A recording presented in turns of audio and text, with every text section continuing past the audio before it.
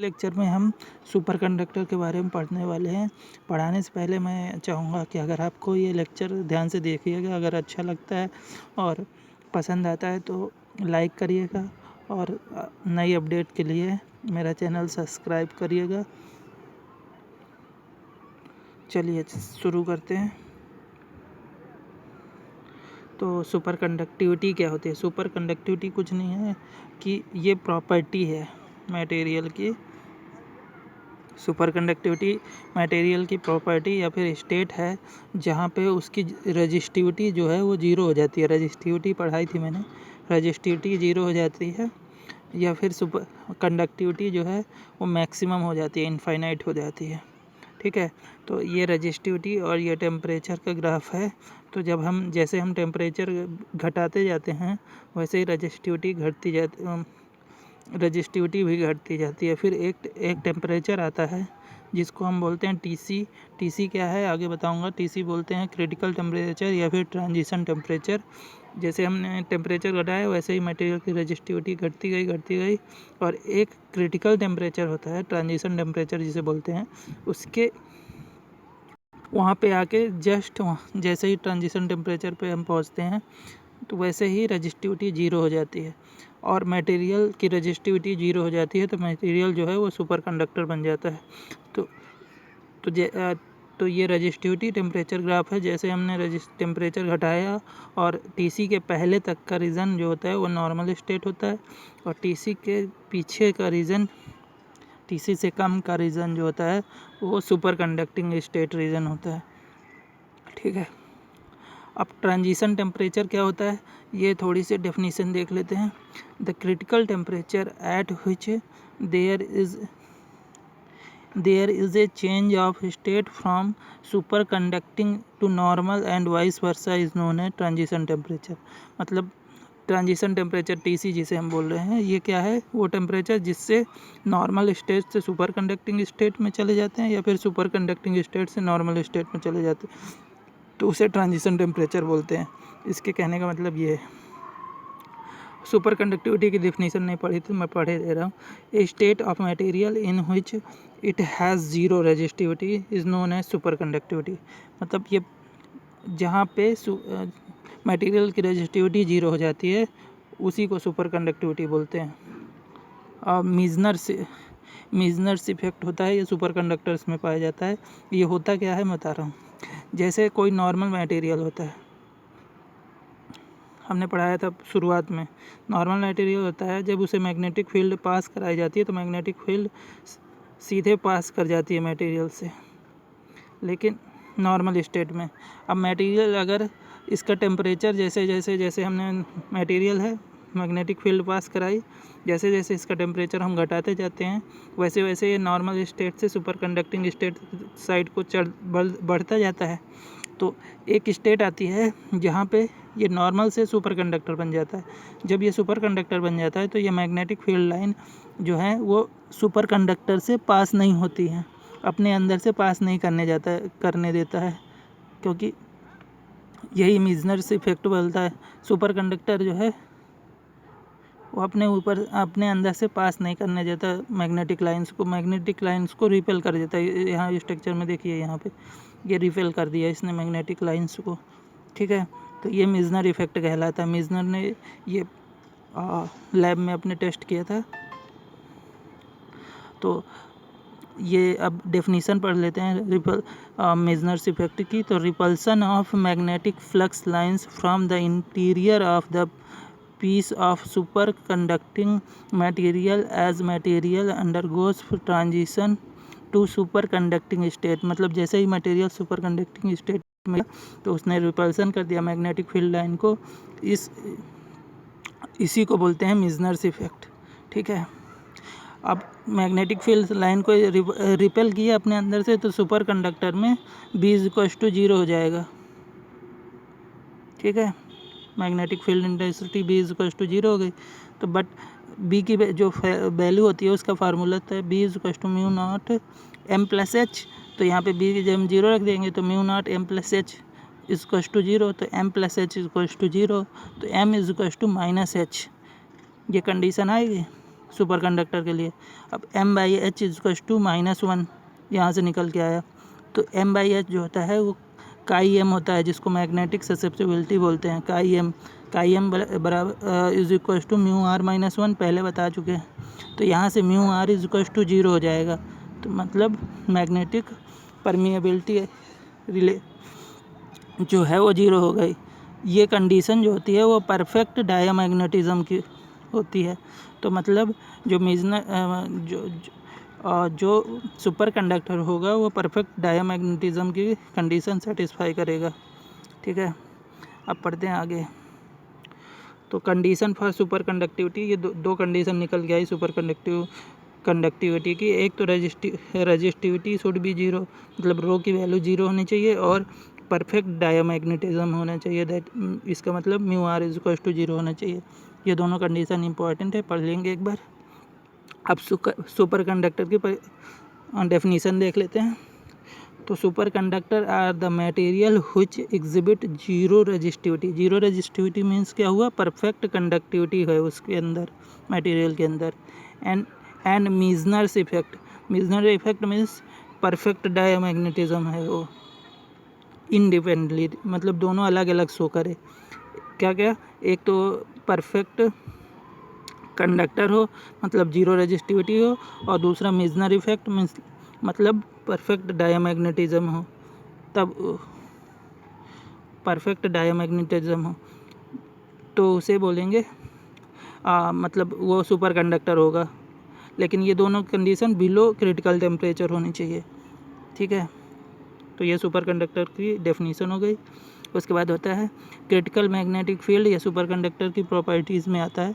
तो critical magnetic field क्या होती है कि मिनिमम मैग्नेटिक फील्ड होती है किसी भी टेम्परेचर पे जिस पे हम सुपर कंडक्टिविटी को, मटेरियल की सुपर कंडक्टिविटी को डिस्ट्रॉय कर दें। तो ये डेफिनेशन पढ़ लेते हैं। It is the minimum field required at a given temperature to destroy superconductivity. और इसका फार्मूला जो होता है ये होता है HC = H0 - T/Tc का होल स्क्वायर। ठीक है, जहाँ पे HC क्या है, critical magnetic field at T kelvin, किसी भी टेम्परेचर पे जो क्रिटिकल मैग्नेटिक फील्ड है वो TC है, और H0 जो है वो मैग्नेटिक फील्ड एट 0 केल्विन है, और TC जो है वो ट्रांजिशन टेम्परेचर है। ठीक है, केल्विन पे। नाउ ये जो ग्राफ है वो देख लेते हैं। HC क्रिटिकल मैग्नेटिक फील्ड और टेम्परेचर का नॉर्मल स्टेट है। नॉर्मल स्टेट में तो कोई भी नॉर्मल ही होता है मटेरियल। ठीक है, जब TC से हम नीचे जाते हैं तब वो मटेरियल सुपर कंडक्टर की तरह का काम करता है। तो हमने TC टेम्परेचर के ऊपर तो नॉर्मल ही स्टेट होगी। अब TC क्रिटिकल टेम्परेचर TC के जो हम नीचे चले तो क्या होगा कि ये जब हम और TC से नीचे जाएंगे तो वैसे वैसे सुपर कंडक्टिंग स्टेट स्टेबलाइज होगी। तो जैसे हम 0 केल्विन से TC साइड को आते हैं, तो जब 0 केल्विन होता है तो ये डिस्ट्रॉय करने के लिए सुपर कंडक्टिविटी को मटेरियल की बहुत ज़्यादा मैग्नेटिक फील्ड की ज़रूरत पड़ती है। जब जैसे जैसे हम पीछे आते हैं वैसे वैसे ये मैग्नेटिक फील्ड जो सुपर कंडक्टिविटी को डिस्ट्रॉय करती है उसकी वैल्यू घटती जाती है। तो ये ग्राफ कुछ ऐसा बनता है इस फार्मूले के हिसाब से। ठीक है, पैराबोला टाइप। तो ये HC और T का ग्राफ है। अब सेल्सबी रूल क्या होता है? सेल्सबी रूल होता है सुपर कंडक्टर्स में, ये कहता है कि जब कोई सुपर कंडक्टिंग वायर है, करंट कैरिंग वायर, उस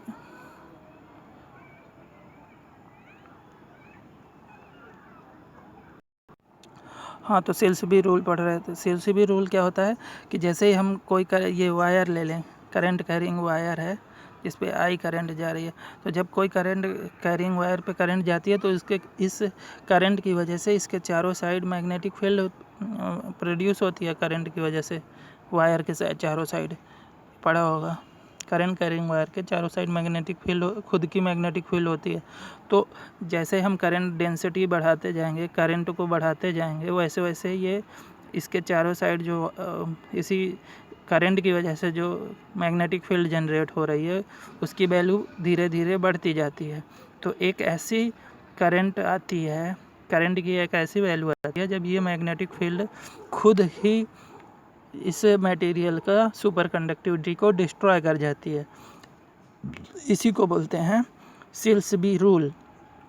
अब ये हम पढ़ लेते हैं इसके डेफिनेशन क्या लिखा हुआ है। ठीक है,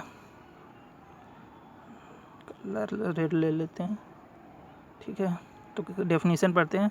if a superconducting wire carries current such that the magnetic field which it produces, जो मैग्नेटिक फील्ड ये करंट कैरिंग वायर खुद प्रोड्यूस करता है, is equal to critical magnetic field, then superconductivity disappears.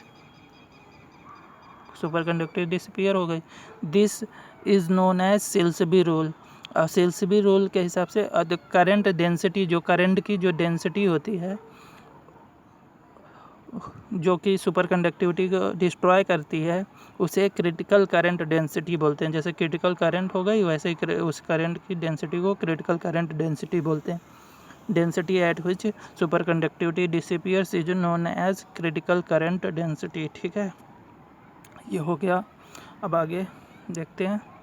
तो ये ज़रूरी नहीं होता है कि एक्सटर्नल मैग्नेटिक फील्ड की वजह से मटेरियल की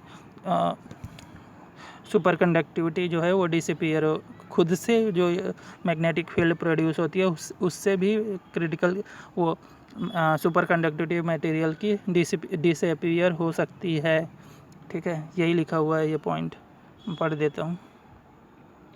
to destroy superconductivity we need not apply external magnetic field, even the internal magnetic field disappears developed can also destroy superconductivity। ठीक है, अब एम्पियर्स लॉ के हिसाब से पढ़ लेते हैं, क्रिटिकल करंट डेंसिटी के फार्मूला देख लेते हैं। तो क्या होता है, according to Ampere's law closed loop of H dot D L is to I होता है। ये इंटर में पढ़ा होगा, इंटर टाइम का है। ठीक है, तो एच डॉट डी एल जब ये यहाँ पे डिफरेंस इंटीग्रेशन करते हैं तो एच की जगह में एच सी हो गया और डी एल की जगह हम पूरी लेंथ लेते हैं तो ये लूप होता है, लूप। तो लूप का जो ये सरकमफ्रेंस होगी, इसके लेंथ जो होगी और 2 पाई आर होगी। अगर आर रेडियस का लूप है तो 2 पाई आर सरकमफ्रेंस होगी। तो डी एल की जगह में एल होगा और एल की वैल्यू 2 पाई आर हो जाएगी। ठीक है, तो यहाँ पे डी एल की जगह 2 पाई आर रख दिया और एच सी जो है वो निकालना है। तो यहाँ पे करंट डेंसिटी भी आई सी हो जाएगी, क्रिटिकल करंट हो जाएगी, क्योंकि क्रिटिकल मैग्नेटिक फील्ड पे क्रिटिकल करंट पे क्रिटिकल मैग्नेटिक फील्ड डेवलप होती है। तो I C equal to 2 pi R into H C, ये क्रिटिकल करंट डेंसिटी करंट का फार्मूला होगा। अब क्रिटिकल करंट डेंसिटी निकालनी है तो करंट डेंसिटी का फार्मूला होता है I by A, current per unit area. तो यहाँ पे J C critical current density is equal to I C by A हो जाएगा। तो 2 पाई आर एच सी यहाँ से रख दिया और ए की वैल्यू जो है लूप के ए की वैल्यू क्या होगी, एरिया, लूप का एरिया जो होगा वो पाई आर स्क्वायर होगा अगर रेडियस आर है। जैसे सरकमफ्रेंस 2 पाई आर होता है था वैसे ही एरिया 2 पाई आर स्क्वायर होगा। तो यहाँ से पाई कट जाएगा, एक आर से आर स्क्वायर कट जाएगा और 2 एच सी बाई आर आ जाएगा आंसर।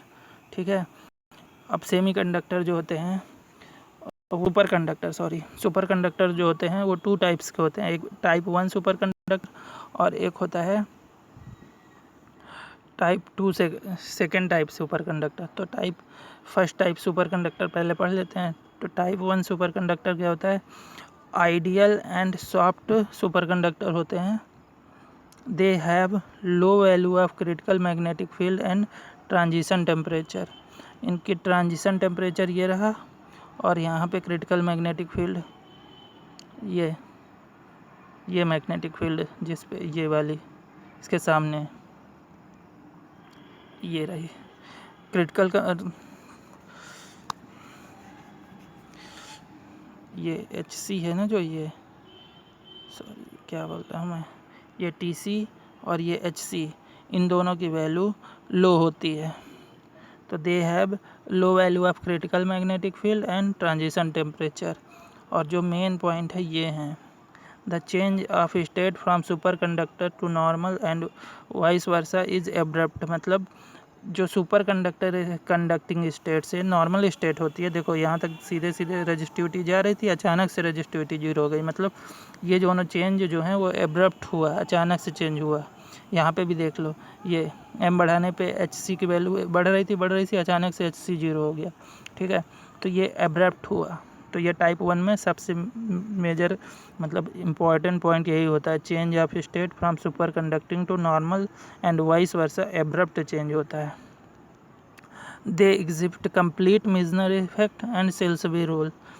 कम्प्लीटली शो करते हैं, मिजनर इफेक्ट और सेल्सबी रोल को कम्प्लीटली शो करते हैं। एग्जांपल जो हैं वो एच जी हो गया, जिंक हो गया, प्लेटिनम हो गया, लेड हो गया, ये एग्जांपल हैं इसके। ठीक है, दोनों के ये वाला ग्राफ बता चुके हैं। और ये वाला क्या है, जैसे जैसे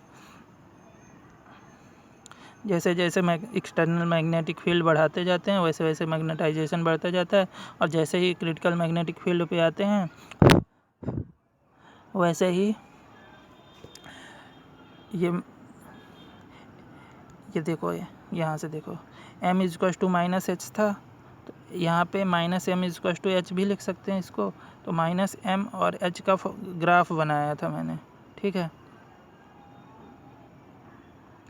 अब अगला पार्ट देखते हैं, type 2 super conductor. Type 2 super conductor को हम बोलते हैं नॉन आइडियल या फिर हार्ड सुपर कंडक्टर भी बोलते हैं इसको।